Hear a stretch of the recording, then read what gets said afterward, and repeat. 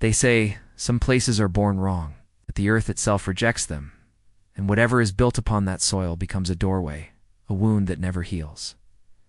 I used to laugh at such stories. I grew up skeptical, too rational, too modern to believe in curses or the unseen. Ghosts were for children's tales, Jinn for superstitious villagers. But then I moved into that house, and I learned painfully that sometimes myths are warnings written in blood. It started innocently enough. I wasn't even looking for a house. I had just lost my father, and I wanted solitude, a place away from the crowded noise of the city. When the old broker showed me the property, I should have known something was wrong. His voice faltered when he described it, his eyes never quite meeting mine. He kept repeating, "It's cheap, very cheap," as if that was all that mattered. And maybe to him it was. The house stood at the edge of the desert, far from the nearest village. It was large, far larger than anything I thought I could afford. 2 stories, with arched windows and thick wooden doors, carved with patterns that looked almost alive. The walls were old stone, sun-bleached, but they held a kind of heaviness. They carried memories they didn't want to share. The moment I stepped inside, the air shifted. It was colder than it should have been, the kind of cold that doesn't touch your skin but creeps into your bones. The rooms were vast but strangely silent, as if sound itself was afraid to linger. I told myself it was only my imagination, the grief talking, the loneliness shaping shadows into fears. I signed the papers the same day. The first nights were uneventful.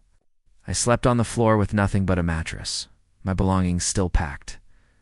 The silence was comforting at first, but then it became oppressive. I would wake at odd hours, certain I had heard something faint knocking, a whisper. The sound of footsteps pacing slowly across the upstairs hall. I dismissed it as old pipes, the settling of the house. But in truth, I was already uneasy. On the 4th night, I dreamed. I saw myself standing in the courtyard beneath the moonlight. The ground was cracked, dry. But in the center, there was a dark stain, like something had soaked into the earth long ago. A voice spoke behind me, low and guttural, words I didn't understand. When I turned, I saw a figure man, or something shaped like one tall, the eyes burning like embers and skin stretched too thin over bones.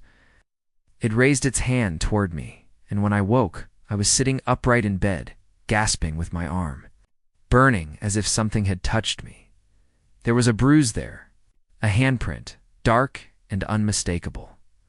I should have left then. God knows I should have. But something about that house clung to me, like invisible threads pulling tighter each day. The rational part of me insisted there was an explanation. Paralysis.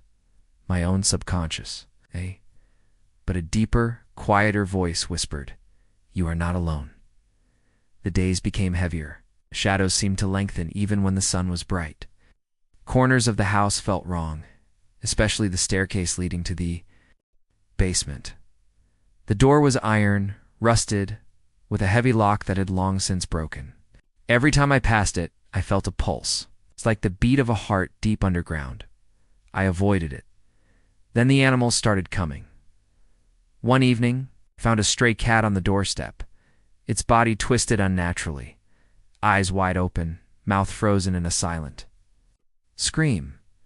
The next morning, there was a crow lying in the courtyard, wings torn, feathers scattered like black snow. Over the next week, more appeared rats, birds, even a fox, always at the threshold. As if something inside the house had claimed them, I buried them in the desert. Whispering prayers though my throat was dry with fear. It wasn't just animals. Neighbors, what few I had began avoiding me. When I greeted them, they turned away, muttering prayers under their breath. Once an old woman stopped at the edge of the road and shouted at me in Arabic I could barely understand. The only words I caught were, "Leave the house before it takes you too." But I stayed. Perhaps I was stubborn. Perhaps I was already caught in the web. Or perhaps the house wanted me to stay. The real descent began 2 weeks after I moved in. I was unpacking late at night when I heard it. A whisper, faint, from upstairs. It wasn't the creak of wood or the sigh of wind, it was words, sibilant, harsh. My name.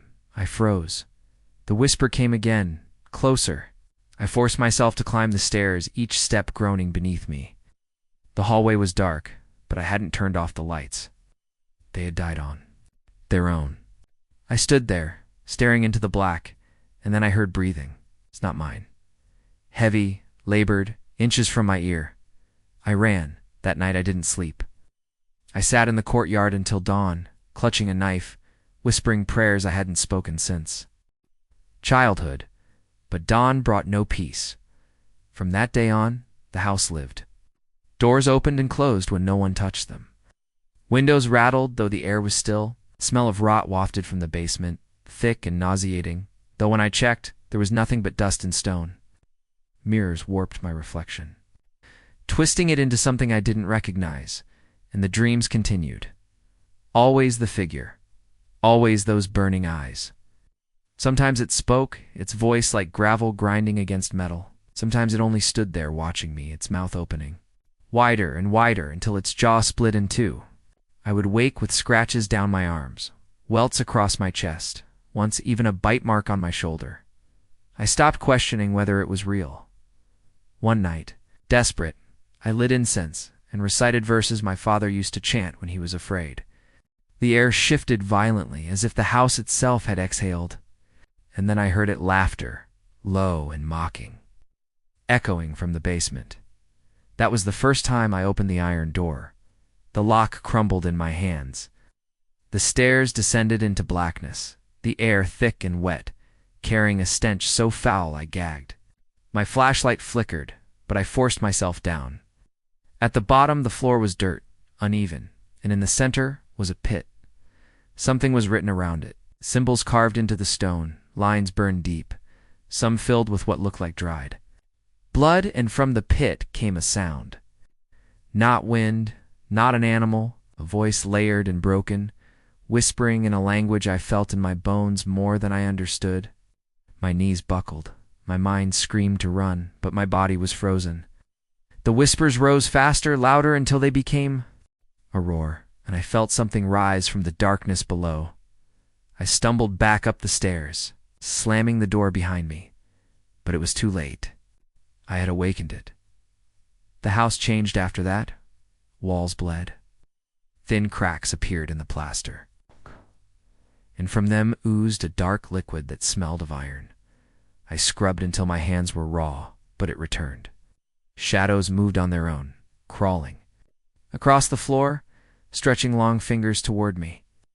Sometimes I heard children crying in the walls, sometimes chanting, and sometimes silence, so absolute it felt like the world had ended. I stopped leaving. The outside world seemed distant, unreachable. Days bled into nights. My phone died. My watch stopped. Even the clocks on the walls froze. Time belonged to the house now. The figure appeared outside of dreams. At first only glimpses, a tall shadow. At the end of the hall, eyes glowing faintly in the dark. Then clearer, standing in my room, watching as I lay paralyzed in bed. Once, I awoke to find it crouched inches from my face, its breath hot, smelling of ash and decay. Its hand pressed against my chest, and I felt my heart falter as if it was testing how easily it could stop me. I prayed. I begged. I screamed. Nothing changed. I understood then. I was cursed. Not just the house, but me. Something had marked me the night I moved in, when I touched those carved doors, when I set foot on that soil. I was no longer a tenant. I was a prisoner. The final straw came 3 nights ago. I had been half awake, drifting, when I heard the basement door slam open. Footsteps thundered up the stairs, heavy, unnatural. My bedroom door burst wide, and there it was, towering, twisted, its face stretched into something inhuman. It spoke, and this time I understood. You are mine. The walls shook. The floor split. I felt myself being pulled, dragged toward the pit below, though I hadn't moved from my bed. My skin burned with invisible hands. My lungs filled with ash. I screamed until my voice broke, and then silence. When I opened my eyes, it was dawn. The house was calm, as if nothing had ever happened. but the mark on my chest black, and seared into my flesh, told me otherwise. I don't know how much longer I have. I hear it even now, whispering, promising. Sometimes it speaks in my father's voice, sometimes in my own. I'm writing this not as a warning, you won't listen. No one ever does. I'm writing this because I don't want to vanish without a trace. When they find this house empty, when they wonder why the doors are sealed shut, when they hear the laughter echoing at night, maybe they'll remember my words, or maybe the house will claim them too. Because once you step inside, once you hear your name in the dark, it's already too late. The curse does not let go, and I am all